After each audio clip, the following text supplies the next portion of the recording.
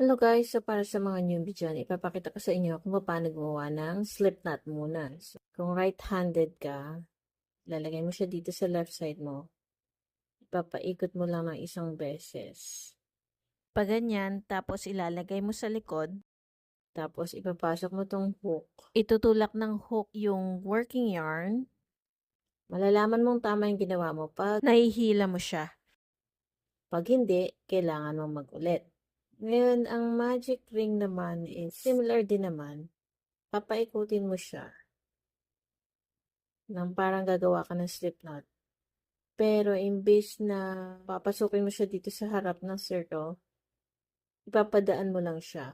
Yung working yarn na dito sa left side mo, tapos saka ka mag-chain 1 kung puro single crochets yan. Tapos saka ka mag-work na kunyari 6 na single crochet. 6. Tapos i-push mo siya. Ayan siya. Nag-close na yung gap niya. Ngayon, kung gusto mong ma-secure, double magic ring.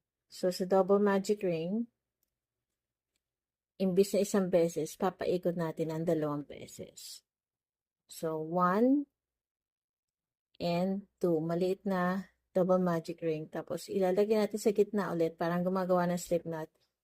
Pero, katulad ng nauna sa magic circle or magic ring, itataas lang natin yung working yarn dito. Gagawa ulit tayo ng chain 1.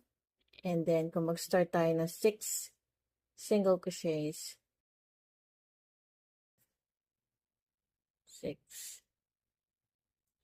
Ngayon, kapag nakuha na natin yung kailangan natin ng stitches, hihilahin natin tong end ng yarn.